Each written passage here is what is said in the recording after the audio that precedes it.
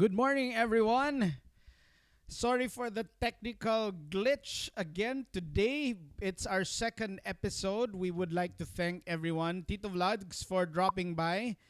Thank you for all our friends who are finding their way over to YouTube. We'll try to link this over to Facebook, and Trisha's helping me do that. Is it possible to have a great weekend even on a pandemic? Is it possible to even have a great day?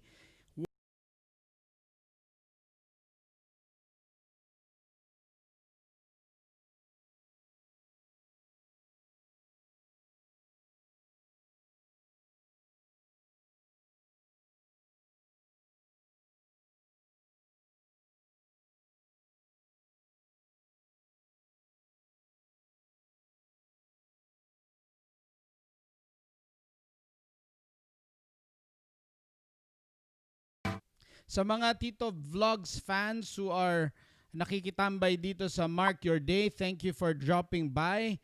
I would like to say hello to everyone who is trying to be hopeful. Let's begin with this inspirational quote that I have learned since I was a small kid. It says, "Count your blessings, name them one by one." Count your blessings, see what God has done. This actually comes from a song.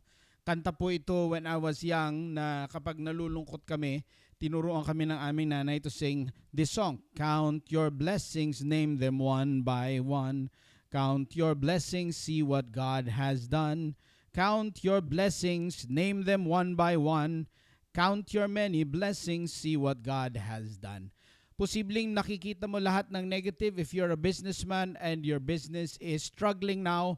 At kung ikaw po ay isang empleyado na medyo nangangamba ang iyong employment, it's possible that you could be counting your worries and anxieties. We are encouraging everyone today, count your blessings instead, because we have so many things to be thankful for. But minsan, kapag we're going through stress daw and anxiety, we become blind to the good things. In fact, kung medyo matindi-tinding anxiety, ang sabi ng ating mga psychologists, parang nagiging merong amnesia for that particular portion in our lives. Napakalungkot naman nun, because while this is not healthy, while this is not ideal, we can actually create good memories even while on pandemic. Do you agree? Importante lang pong makita natin yung mga blessings instead of the worries, not to say that we will not be pragmatic about it, not to say we will not face it, but only to say that whenever there are difficulties, we will find strength from our faith and we will find encouragement from our friends. All right? So what's awaiting us today? Ano po yung ating mga pwedeng abangan sa umagang ito? I will go through a few news items from Philippine Daily Inquirer. Babasahin din po natin yung headline ng Philippine Star and some of the news items in Manila Standard.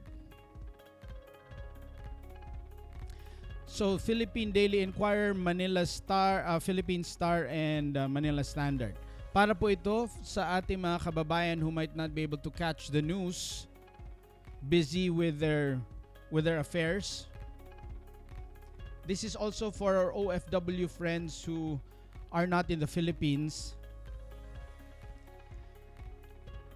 I used to do newscast for PTV4. Usually, 1 whole hour po yung newscast. But because this is really a online magazine show, we will not take up the entire hour just for news. So, we will just be reading a few news items and sharing them with you. So, let's go to the first segment. What's in the news?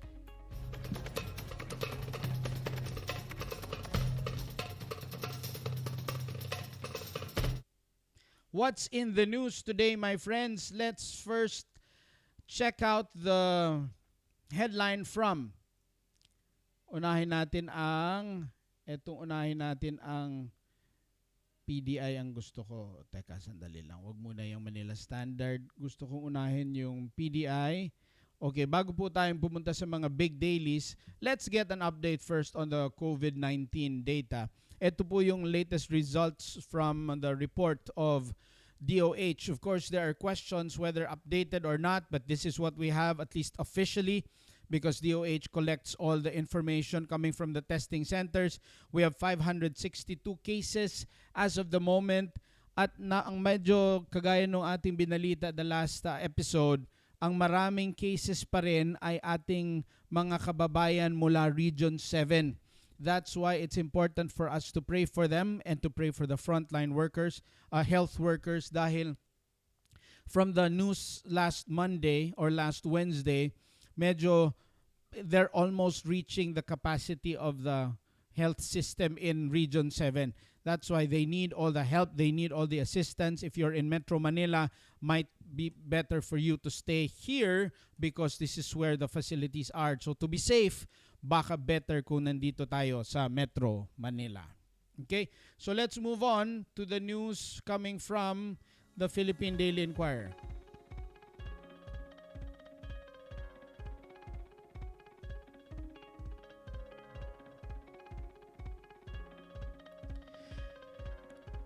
The headline from the Philippine Daily Inquirer: mass layoffs hit PH aviation industry. According to that news article, Cebu Pacific, Philippine Airlines, and the ground handling provider of Cebu Pacific have started the process of laying off a significant number of their employees. 25% of Cebu Pacific ground crew will be laid off in the coming days. That's a rather sad development. But according to that news article, it was explained by executives that this is a way for them to save on their cash, to keep their businesses afloat.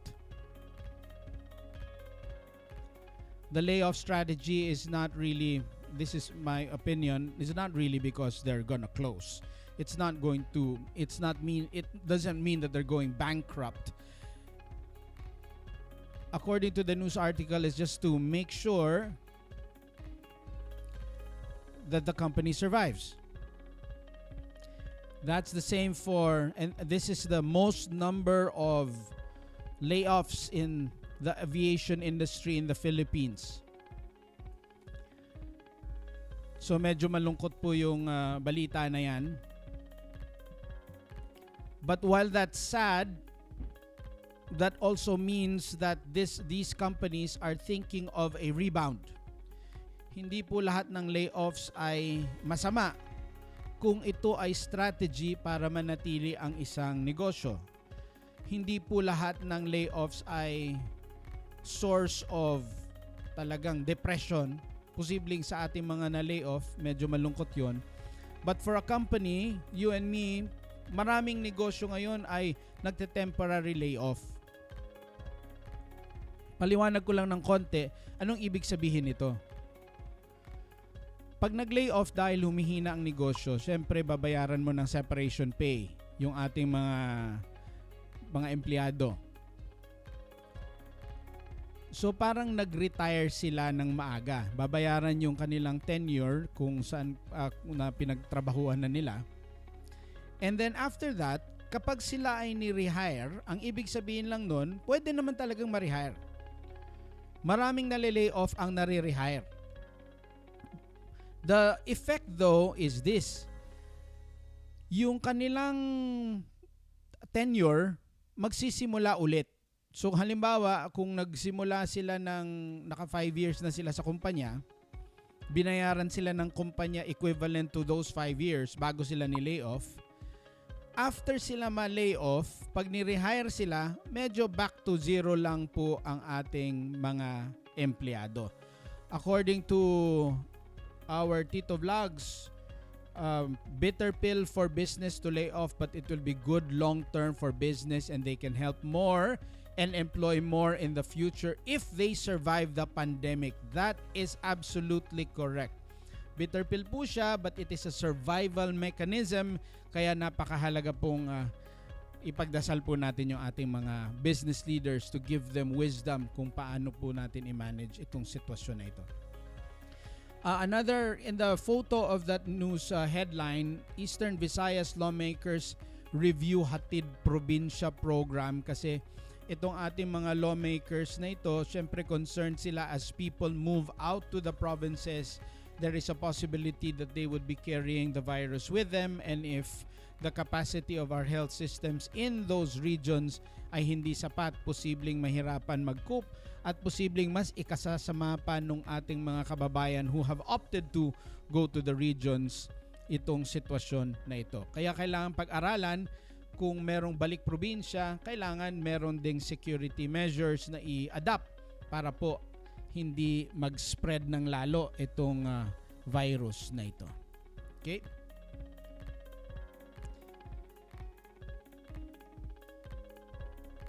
Let's move on to Philippine Manila Standard.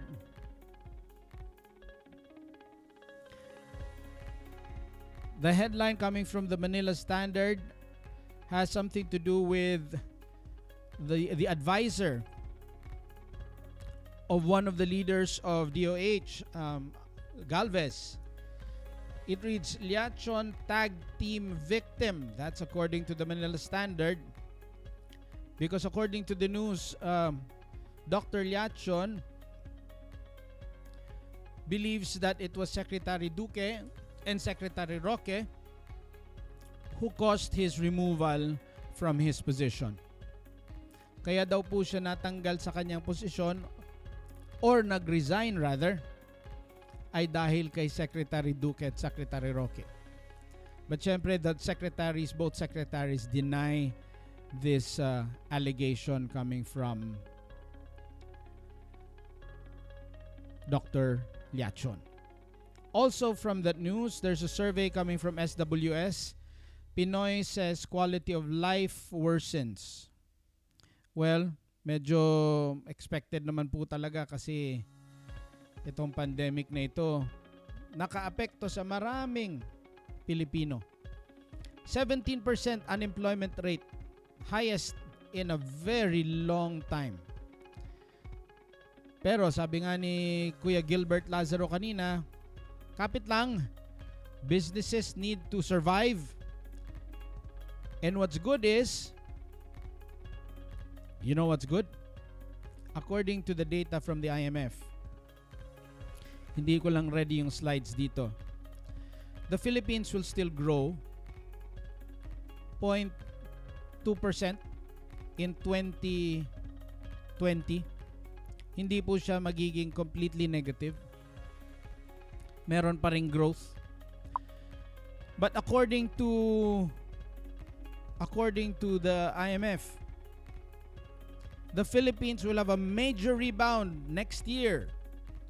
So for all our stock traders and stock investors and friends in business, 7.2% growth expected next year. Projected to grow 7.2% ang Pilipinas. In fact, that's the reason why the Japanese credit rating agency gave us an upgrade in our credit rating. Napakagandang balita po nun. So that's the news coming from the Manila Standard.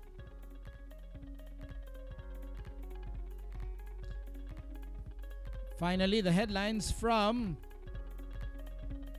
the Philippine Star. Before I talk about that, good morning, Sir Jaymon, Sir Dave Rusima from Marc. To all our friends watching, good morning. Here's the headlines from the Philippine Star. Rodi still trusts Duque.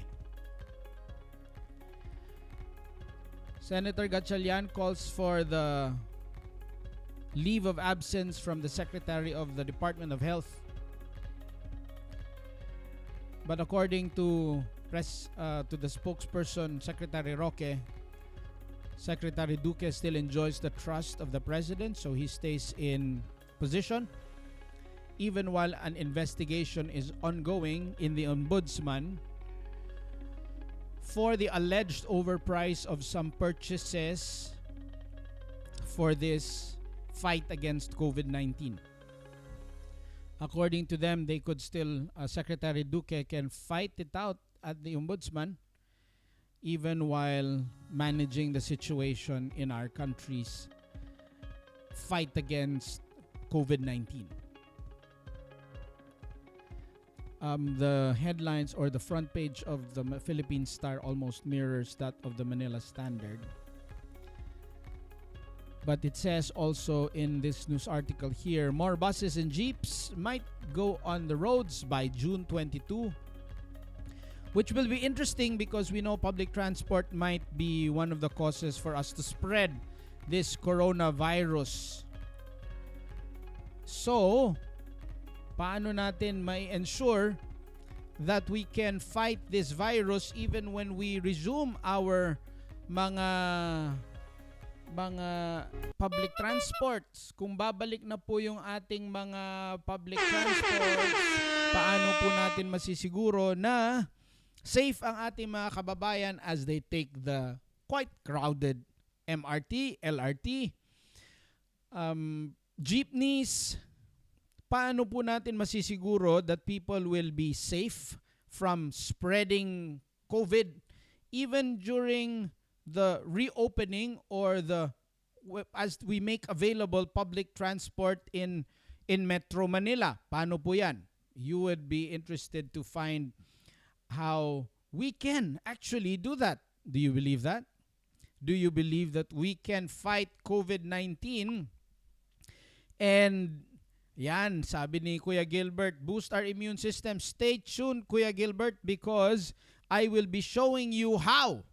In this episode of What's Interesting, we will talk about how we can fight COVID-19 in our communities while we try to normalize our lives. Even as we normalize our lives, ano ang 5 bagay na pwedeng gawin ng ating mga kababayan para hindi po tayo mahawa ng COVID o hindi po tayo mag-spread ng COVID sa ating mga komunidad, sa ating mga mahal sa buhay at ating mga kaibigan.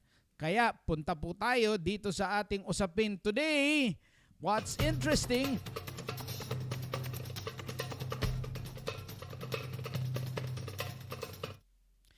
Bago ko po basahin yung What's Interesting, ako po ay magsisip po muna ng kape. Share ko muna itong aking breakfast today. Look, that yummy. Subo po muna ng konti. What's for breakfast, my friends? Anong breakfast ninyo, Kuya Jamon? Hi, Jing Jing. Okay, I'd like to say hi to friends who have tuned in. James is here. Hi, James. Good morning, James Bayeta, one of the best chemists in the country.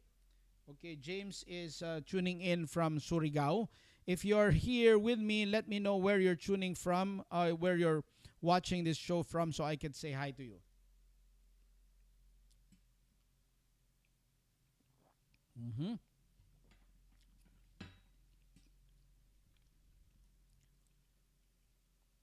All right.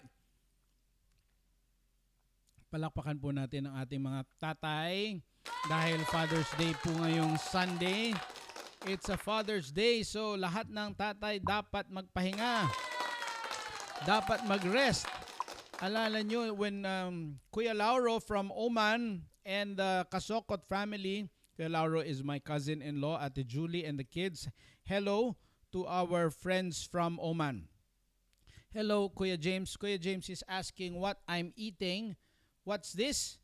This is the yummiest, gooeyest cinnamon rolls in the Philippines. You can buy this cinnamon roll.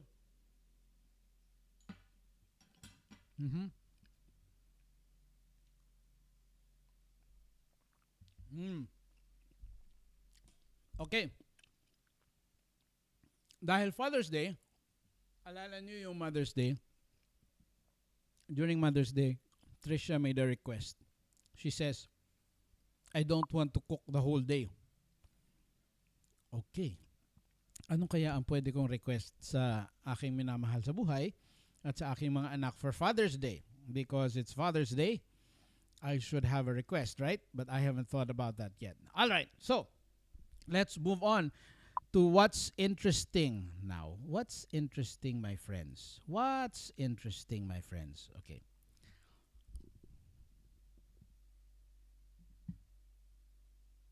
Okay. Alam nyo, to fight COVID-19, we need to be smart about it. And I have been thinking about it for quite a while. And I would like to invite you to share this portion to friends. And if there's this portion of the show that I believe will really benefit all of us, it's this portion because there are so many countries that we can observe kung ano yung magiging model ng ating pag-fight nitong COVID-19. There is New Zealand. Balitang-balita ang New Zealand dahil napakagaling ng response ng New Zealand paglaban sa COVID. Palakpakan natin ang ating mga taga New Zealand. They were able to beat it and there are no more COVID cases in New Zealand now. And there's our fellow ASEAN country, Vietnam. Napakagaling din po ng Vietnam. Zero casualties, napakababa ng kanilang infection rate. Malapit sila sa China but they were able to manage it very well. But Vietnam is a communist country and their national government is so in control of the place that whenever they give an order, madali po siya. And it's also largely rural. There are a few urban places. So, baka mahirap kopyahin yung New Zealand dahil napakaliit ng kanilang population. Baka mahirap din maging model yung Vietnam for the Philippines dahil sila po ay a communist country, medyo largely rural. Kaya nag-isip po ako ng isang bansa na pwede nating kopyahin. Can you guess what country should be our model? Kasi napakahalagang maghanap ng model para gawin ang dapat gawin para malabanan ang COVID. So, this model, I believe we can learn 5 things. These are the things that I want to share with you. If you have kids watching, kids, I want you to listen very carefully because you will learn 5 things that can help us fight COVID-19. And not just fight COVID-19, actually fight many kinds of diseases in the future. Not just fight COVID-19, but keep ourselves generally healthy. Ano pong bansa ito? Palakpakan po natin ang bansang... Anong bansa ito? Tanggalin po muna natin yung post ni Kuya James. Okay? Yan. Ang bansang ito ay ang bansang... Tadan! Ang bansang Japan! Bakit ko piniling model itong bansang Japan? Napakagaling po talaga nitong bansang Japan. That photo, by the way, represents their mountain, one of their castles, the Sakura. Itong Japan is very similar to the Philippines, kaya naging model ko sila for this discussion because Japan has a population of 126,476,461. Lamang lang sila ng konti sa Pilipinas by maybe a little over 10 million. And judging by their population growth rates, we might be of the same size as Japan in the coming years, in a few years. So, kung ang Japan meron kang 126 million people at na-control nila yung COVID, mas konti ang COVID cases doon at hindi sila nag-resort to extreme lockdowns. Unlike other countries na talagang nagsara completely, ang Japan hindi sila nagsara completely. And what's even amazing is this. Ang Metro Manila, meron kang population mga around 10 to 15 million nagfa-fluctuate. Ang population ng Tokyo alone, 37,393,129. Lagpas doble ang population ng Tokyo sa population ng Metro Manila. Kaya inisip ko, I was thinking, if Metro Manila is crowded, Tokyo is much more crowded than Metro Manila. So how are they able to manage the spread of COVID in Tokyo, control it, even with such great numbers of people using the public rails, using buses, walking in the streets, going to the markets, I was blessed to have spent a good amount of time in Japan. Nagpunta po ako ng Japan both for leisure and for study over the past 3 years. So over the past 3 years, nakailang balik po kami sa Japan at ma-observe mo talaga na kung crowded lang ang pag-uusapan, talagang napaka-crowded ng Japan. Kung crowded markets, crowded train systems, crowded kung crowded. Pero bakit napaka-healthy na mga tao? Alam nyo, ang life expectancy sa Japan, 80 plus. Ang life expectancy sa Pilipinas, 60 plus. Lamang ang Hapon ng almost 20 years. Mas mahaba na bubuhay ang tao doon. That explains how, or that shows how healthy these people are, and that's one of the things you want to consider on how this country was able to fight COVID. Okay, are you ready? So these are the 5 things that you would find interesting. This is very interesting sa Japan. Number 1, itong mga Hapon, ito yung number 1 ha, they have been wearing masks even before COVID-19. Even before COVID, they have been wearing masks whenever they're not feeling well, not just to protect themselves, but to really protect others. Ang thinking nila is yung duty nila sa iba na hindi sila makakaabala, na hindi sila makakahawa ng ibang tao. So, if you've been going to Japan, you would notice this. You cannot not notice this, that people are used to wearing masks in trains, in buses, at work. So normal sa kanila. Ngayon lang naging uso sa Pilipinas, ngayon lang naging uso sa Europa, ngayon lang naging uso sa Amerika. In fact, there used to be a stigma when someone wears a mask. Parang you're terminally ill. Yun ang thinking ng iba. Parang meron kang sakit na malubhana. In Japan, they were not thinking of it that way. So the first thing that we should all copy in order to fight COVID-19 is really number 1, wear mask as a habit. When you're not feeling well, wear a mask. Magbitbit ng mask. Kung meron kang kaklase, meron kang office mate, give out masks. I know many families have hoarded masks. Share your masks to others. That's number 1, my friends. Dapat tayo ay magmask as a habit, as a national habit. Okay? Yun po yung number 1. Okay. Number 2. You know what's interesting?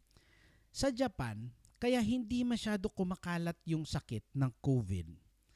Look at that photo. Okay? I'd like to explain this photo. Sa mga train sa Japan, sa mga bus sa Japan, bawal pong gumamit ng phone. Bawal pong sumagot ng phone at makipag-usap sa phone. Not just that, no? Hindi lang yung bawal makipag-usap sa phone. Bawal kang makipagkwentuhan sa bus and train period. Kaya doon na-notice mo, ang mga trains so quiet. The buses are so quiet. And if you start talking loud, they will look at you. Okay? Now, you have to remember why that is significant. Remember, napabalita, it can stay on your phone for a long time. But not only that, you prevent the spread of COVID simply by closing your mouth. Simply by closing your mouth. Kasi kahit na may mask ka, kung kwentuhan kayo ng kwentuhan, it could exit your mask. Now, more if you don't wear a mask. So in Japan, sa public transport, bawal magkwentuhan. And that's the reason why yung airborne, yung saliva, yung ganon, hindi siya nagsispread. Kasi kung siksikan na nga kayo, kwentuhan ka pa ng kwentuhan, talsikan yung mga bodily fluids na galing sa iyong ilong, galing sa iyong bibig, then that's how you spread the virus around. So kahit nasiksikan, kung lahat nakamask at lahat, okay, what if excited lang, 2 tao lang nagkukwentuhan? Remember how exponential this virus could spread. Isang tao lang doon, laughs out loud, spreads one droplet, pak, that person goes to the office, spreads that further, then you have a situation where nag-spread dahil lang nagkwentuhan, dahil lang nagtawanan. Eh ang problema, ang Pinoy, napakadaldal, di ba? Napakalakas tumawa sa bus, sa train. Sa panahon ngayon, we might want to consider learning this. Magtawanan, magkwentuhan sa mga bahay, sa mga pantry, sa mga opisina, marahil, sa mga restaurants, but wag dun sa pinaka-crowded places where the density of people is so high. Wag dun. So sa Japan, bawal ang magkwentuhan, bawal po ang mag-take ng phone calls, kaya point number 2, no phones and no chatting in public transport. Pati po pala sa elevator. Public transport ang pag-consider nila sa elevator. So no phones, no chatting in public transport. That's point number 2. Okay? What's a third one that we can learn from Japan that's very interesting? Okay? Look at this sign. Look at this sign. Ito, matutuwa ka, you could only find this in, I'm not sure if you could find this in other places, but look at this. 1, 2, 3, look. Do you see that? That's a cigarette that's walking. Okay? What does that sign mean? That sign simply means, itong sign dito, saan ba yun? Itong sign na ito. Itong sign na to. Ang ibig sabihin ng sign na yan, urong ako ng konti, kasi para hindi natin matakpan. Okay. Ang sign na yan simply means, bawal kang magsigarilyo habang naglalakad. Okay. But it goes beyond that. You know what sa Japan? And I believe this is one key reason why they stopped the spread of COVID. Even when they are so plentiful and there's so much density of population in Tokyo alone. Kasi sa Japan, hindi lang bawal magyosing habang naglalakad, bawal din pong kumain at uminom habang naglalakad. People don't eat while walking. People don't drink while walking. People don't smoke while walking. What do? They go to a vending machine, they drink, they don't walk, they finish their drink, they stand there, they finish their drink, and then they immediately dispose. That's the same when they're eating. They eat it there in the convenience store, dispose. Hindi po sila may bit-bit na barbecue, may bit-bit na kamote Q, may bit-bit na isaw, naglalakad, etc.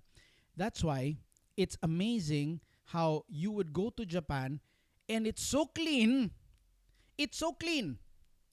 But there are very few trash cans. Wala kang makitang trash can everywhere. You will see very few spots where there are trash cans, usually in convenience stores. Why? Because people don't eat and drink all over the place. They eat and drink where they're supposed to eat and drink. Now, how does that prevent COVID? When you eat, you fill it with your saliva, you throw it in that particular trash can. When you smoke, ganun din po. Maaapakan yun. Kaya sa Japan, I don't imagine them needing a lot of sanitation. Kaya dito sa Pilipinas, kailangan mo i-sanitize yung talampakan. That's why you have your sanitation pads. Because people can step on virus all over the place. Why? Cigarette smoke. Food, stick, naapakan. Straw, juice, naapakan. It can spread. Not in Japan, my friends. Why? Because they don't eat and they don't drink while they're walking. That's why it's amazing why you go to a market like the Kurumon market. You can see signs. It's okay to eat while walking. So they give certain exceptions para lang merong ibang mga lugar. But I'm sure ngayon, mas lalo silang nag-strict sa rule na yan. Because if you can contain your food, your drinks, and your cigarettes in one location, dahil dun lang kayo kumakain, dun lang kayo umiinom, dun lang kayo nagyoyosi, then you're containing the possible spots where viruses can be contained. And if you control those areas, then pakuntiin ng paunti. Unlike dito sa Pilipinas, cigarette butts all over the place, barbecue sticks all over the place, straws all over the place, kung ano-anong nagkalat. We want to avoid spreading around the virus by making sure we're eating where we're supposed to eat and we're disposing where we're supposed to dispose. Okay po ba yun? So yun po yung pangatlo. So ano yung point number 3? No eating, drinking, or smoking while walking. No eating, drinking, or smoking while walking. Yun po yung pangatlo. Pang-apat. Interesting itong pang-apat. At itong sa Japan, tingnan niyo yung picture na yan. Alam niyo yung picture na yan? You will see that in almost all convenience stores. You will see that in almost all restaurants. Now, what does that mean? Or what does that image tell us? That image tells us that even before COVID, kaugalian na po ng mga Japanese na hindi humawak ng pera. When you pay, they would ask you to lay it on a tray. Hindi mo ipapasa diretso dun sa cashier, tatanggapin ng cashier ng ganon. You will lay it on a tray. You will put your card on a tray. At yung cashier, usually merong gloves. So the cashier has gloves. You put it on a tray. Pag nilagay ng cashier yung pera in the cash box and it stays there for 8 hours, malamang namatay na yung virus doon habang in the cash box. But if you hold it with your hand, you touch your face, you touch your body, that's how it spreads. That's why itong pang-apat na ito napakahalaga sa mga negosyante. Huwag pong hawakan yung perang diretso. Ilagay po sa tray. And then from the tray, put it in a cash box. Let it stay there for many hours because it cannot survive there kung nandyan na siya sa cash box. So, gayahin po natin yung Japanese. Pang-apat, handle money with a tray and gloves. Handle money with a tray and gloves. So sa lahat ng establishments, I hope I will see this habit in the Philippines. That's why, alam sa Japan, ang Pinoy, di ba? Ang style natin, pag nagbayad tayo, parang it's so nice of us to give it direct to the person. Parang mas kortesiya yon. Parang impolite sa Pilipino na ibabagsak mo lang sa mesa. Parang hindi polite yon. Pero sa Hapon, hindi yun ganon. Pag ibinigay mo sa kanila yung pera, they would point you to the box. They would say, ituturo nila yung tray. Hindi nila tatanggapin yung pera. Ituturo nila yung tray. Nung una, hindi ko maintindihan, but they would ask you to lay it there. And then the lady would get it, wearing gloves. That's how they prevent the spread of disease and viruses through the exchange of money. Yun po yung pang-apat. Okay? Yan po yung pang-apat. Finally, number 5. When you go to Japan, 80+% or 80 years old pataas, napakarami. Average yun eh. Maraming 100-year-olds. Maraming 90 years old. Kasi, look, tingnan mo yung nanay na yan. Nakabike. Very common sight. Bata sa likod, bata sa harap, groceries, naghahatid ng bata in a bike. Very safe for biking. Nakakatuwa. Tingnan natin itong isa, ha? Tingnan mo itong isa. Sa mga malls doon, mas maraming nakapark na bike kaysa sasakyan. So people are really biking. Not only are people biking, they're also walking. Grabe ang lakad ng mga taga-Japan. What does this mean? They're very exercise conscious. It's part of their lifestyle. They've good cardio. So, kailangan pong mag-exercise. Ang Pinoy, ibinaba mo lang ng jeep ng medyo malayo-layo, galit na. Gustong ibaba dun mismo sa tapat ng bahay. Sa Japan, not all of them run. Not all of them are yung talagang athletic.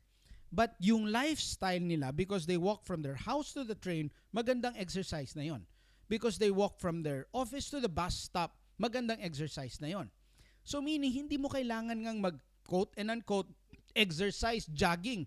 If sumakay ka sa tamang sakayan, bumaba ka sa tamang babaan, and you walk, malaking bagay na yon.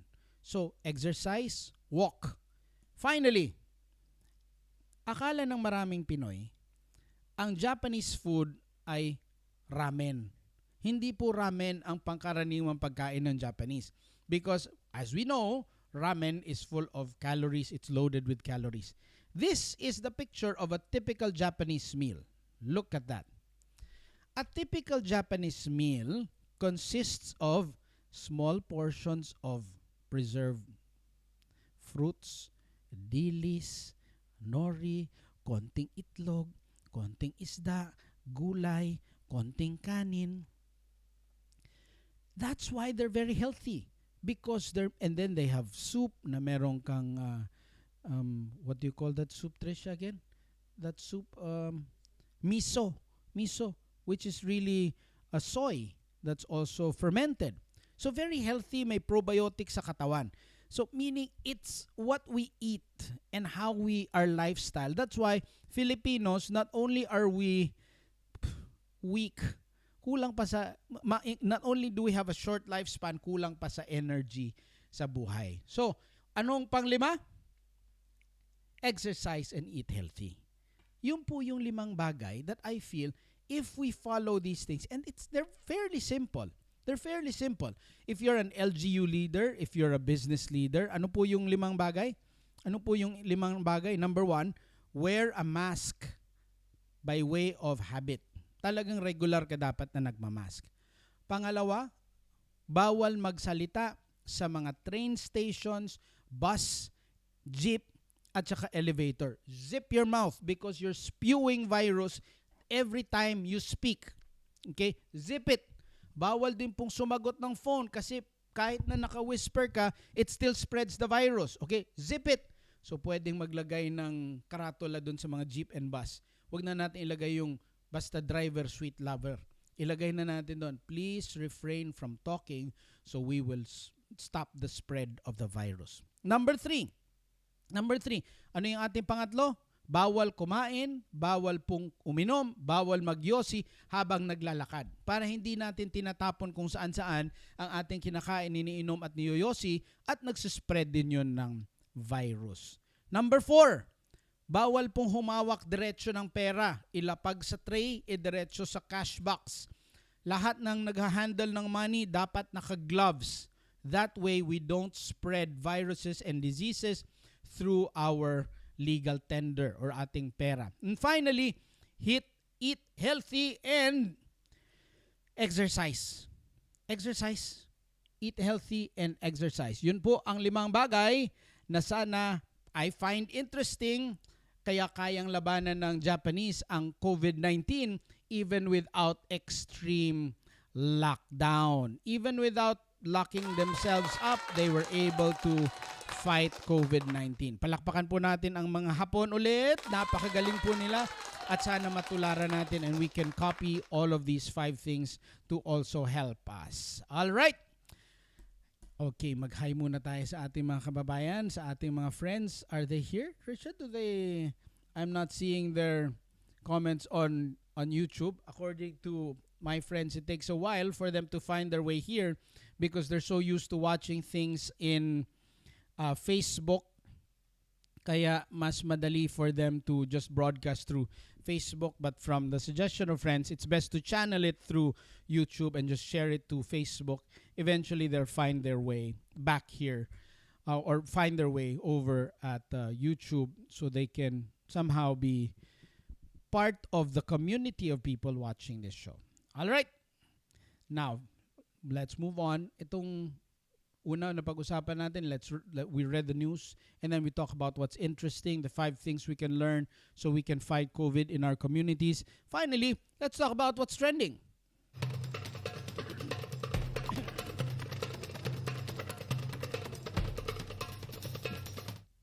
Okay, what's trending, my friends?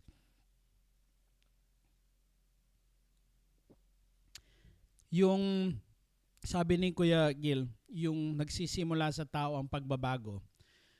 Actually, yung from the discussion that we had doon sa Japan, kultura siya. Hindi lang sa tao. It's shared values. At itong mga shared values ay posibleng hindi siya nagsimula lang sa tao, posibleng nagsimula siya sa isang regulasyon or isang utos. Kasi pag inutos halimbawa ng emperor ng Japan, okay, bawal nang kumain, bawal uminom, bawal magyosi habang naglalakad, madali yun. If there's a law that prohibits you from doing certain things, if there's an ordinance that encourages everyone to not talk while in public transport, then makakatulong. Okay? Si mango float daw ang breakfast ni Kuya Jamon. Wow, napakasarap ng mango float. Okay, we're now in our topic, what's trending. Anong trending? Anong trending sa social media? What I see trending in social media, dalawa. Ang unang trending yung face app. Lahat ng mga napakaraming ating mga kababayan ang nagpalit anyo. Males have turned females and females have turned males. Okay? So I'd like to say two things about that. Why is that so? Alam nyo kung bakit merong interest daw ang ating mga tao na tingnan, silipin ang kanilang anyo, if they're female or male. Kasi sa totoo lang, each person has both the male hormone and the female hormone. Kaya meron talaga tayong pagka-male at meron kung lalaki ka, may konti ka pa ring estrogen sa katawan mo. Meron ka pa ring female hormone doon. So, it will interest you to see how you would probably look. I don't know if that's the one that triggers you or just pure interest or nakikiuso ka lang dito sa Facebook at gusto mo lang makita yung sarili mo kung gaano ka kaganda. Sa totoo lang, yung app na yan, pinapaganda tayong lahat. Hindi pa po ako nadala sa app na yan at wala po akong plano kasi alam ko na po na kapag naging babae ako, napakaganda ko. Wala pong question doon. Alam ko po yon. Sinabi na po ng nanay ko yon. Okay? So, pinapaganda ka ng app. Pinapaganda ka, pinapapogi ka ng app na yon. But it's so fun to see people. They're not gays. They're not, some are straight, some are barako, some are, it doesn't talk about gender. It's just curiosity. It's just curiosity. And I have to admit, some look really, really cute. Some females look really, really pogi. Okay? But I want to warn everyone. According to our tech people, those apps are the most prone to hacking. Sabi nga ng isang security expert, this trend again tells us that we're actually not so serious about our online security. Kasi itong mga apps daw na ito will give access to people to certain data about ourselves. Kasi remember, maraming apps ngayon na pwede mong buksan by using your facial recognition.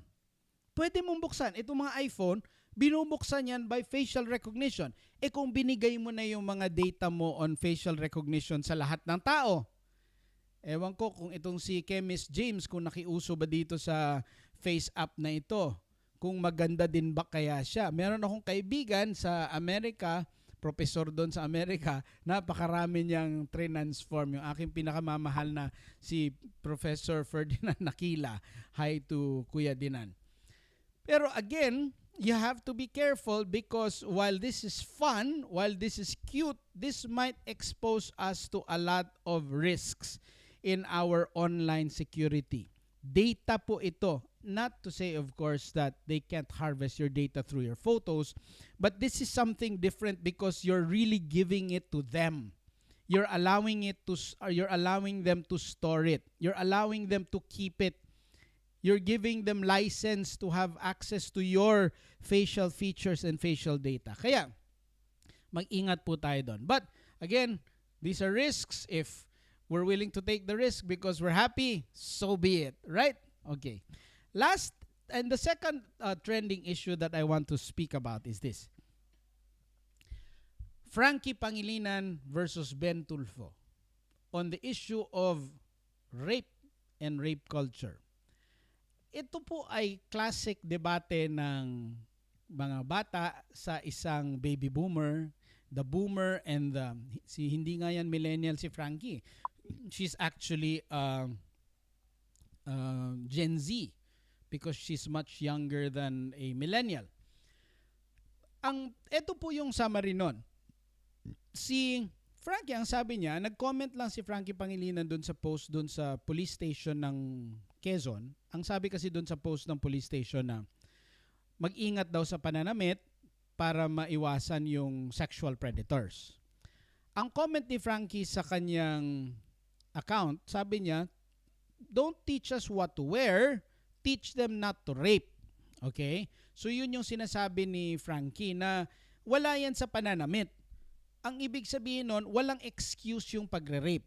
Okay. Ano naman ang sagot ni Ben Tulfo?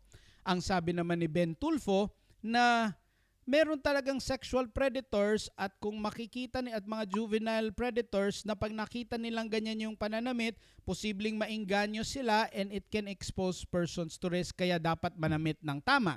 And so the exchange went viral and si Ben Tulfo called Frankie Iha, parang emphasizing the difference in age or experience, which Frankie naman responded by saying na calling me Iha does not invalidate yung comment niya. Tama naman. Now, so, anong masasabi ni Kuya Mark dito sa issue na ito?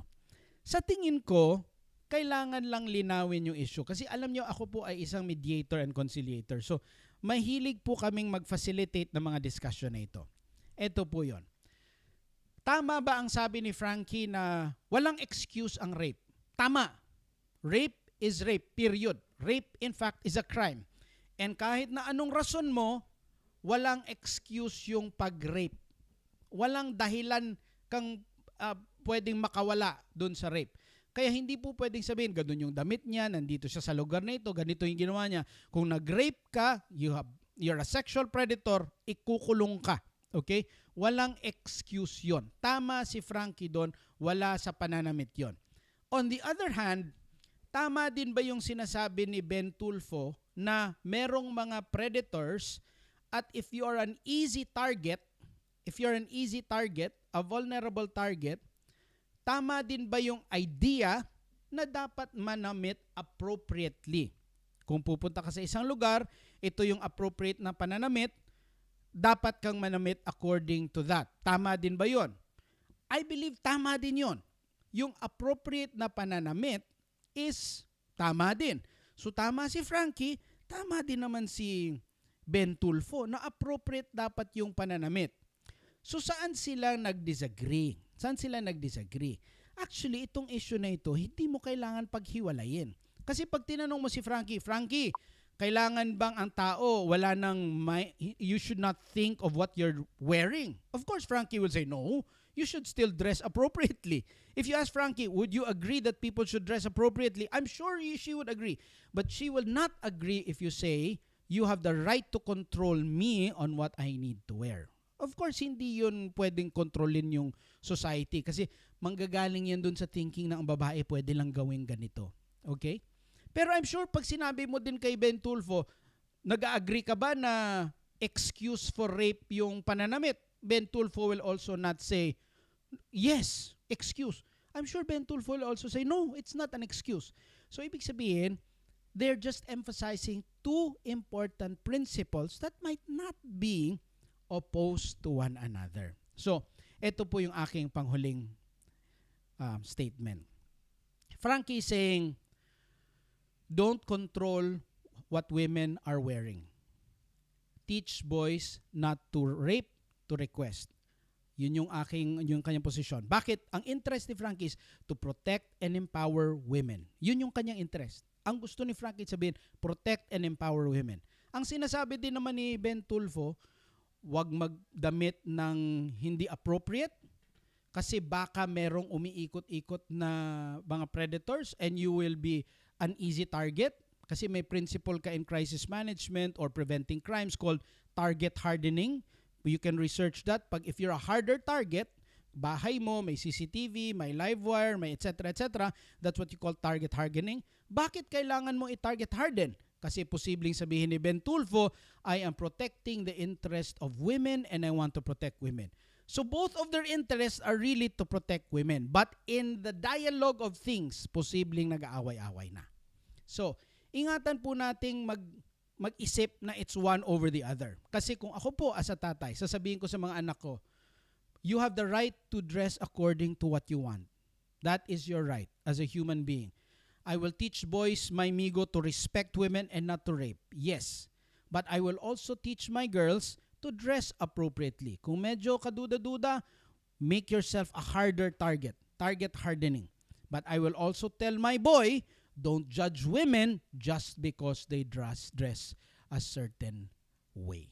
Yun po ang napakahalaga po Yun po ang napakahalaga po na isipin natin sa usapin na ito. Okay, I would like to say hi to my friend Attorney Angeles in Davao. Hello, my friend. How are you doing? I hope the family is all safe and I hope you're all happy and enjoying the quarantine even while we're facing these difficult times. Ay, nako. Ano kaya ang ating mga future, no? Mga kababayan? But it's Father's Day. Oh, the Salvador cousins are also. Ha? Huh? Lakasan ko yung volume. Humina ba yung volume? Ha? Huh? Humina ba yung volume? Okay. Hi to the Salvador cousins of Trisha, Tere, June, Jeng. Thank you. They're our neighbors. I keep safe, everyone. I hope that we are all happy and healthy. Because it's Father's Day, let's watch this quick word coming from my sponsor. Do you know I have a sponsor? Yes, this is a news show, but I have a sponsor. Let's pause for a few words from my sponsor. Watch this.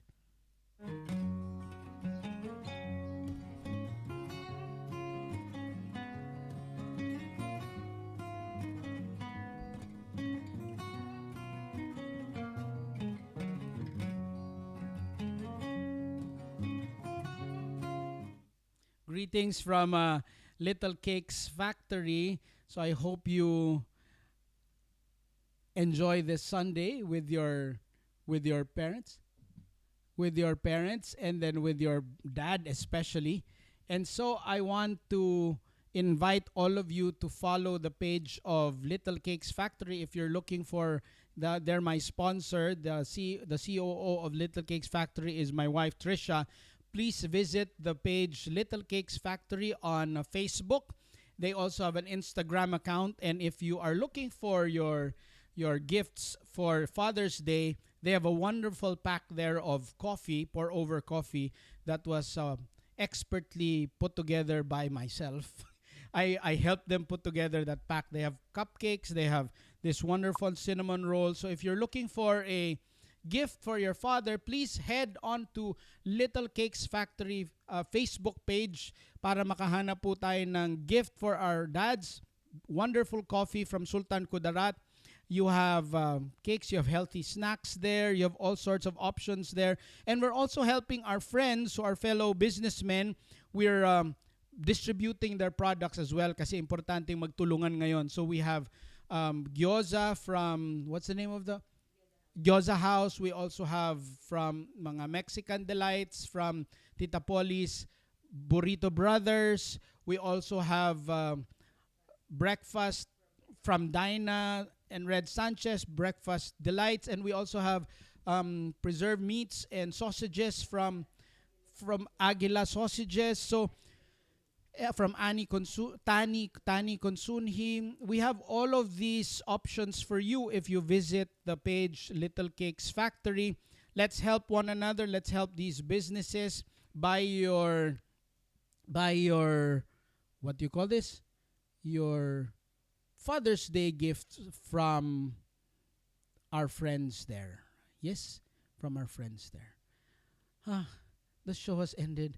I have finally reached the end part. And as much as I want to stay on, thank you for hanging with me. Thank you for staying with me.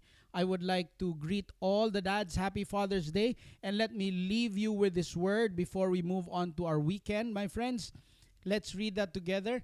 Anxiety in the heart of man causes depression, but the good word makes it glad. So bantayan po natin what we speak and what we read, because anxiety can be affecting our hearts and making us depressed and worries. But good word of encouragement will make us glad. So let us fill our homes with gladness by speaking positive words and life words to one another, starting today all the way to Father's Day. Be an encouragement to all the dads. It's not easy for fathers these days, because if they're working and they might not be safe in their jobs, it's important for us to give them encouragement because minsan they put it on themselves, forgetting that they actually have a family that can support them, forgetting that their wives are actually much stronger. Sa totoo lang, I used to earn a lot, much more than Trisha, but these days Trisha earns much more than me, and now I appreciate my wife more because she's such a tough woman. So, hindi po dapat pasan ng mundo yung ating problema, mga tatay. Kaya tayo may asawa, may mga pamilya. But let's hope for better days. Let's encourage one another. And I hope you could join me again on Monday with no technical glitches. And I hope you spend your weekend in a blessed by counting your blessings, naming them one by one.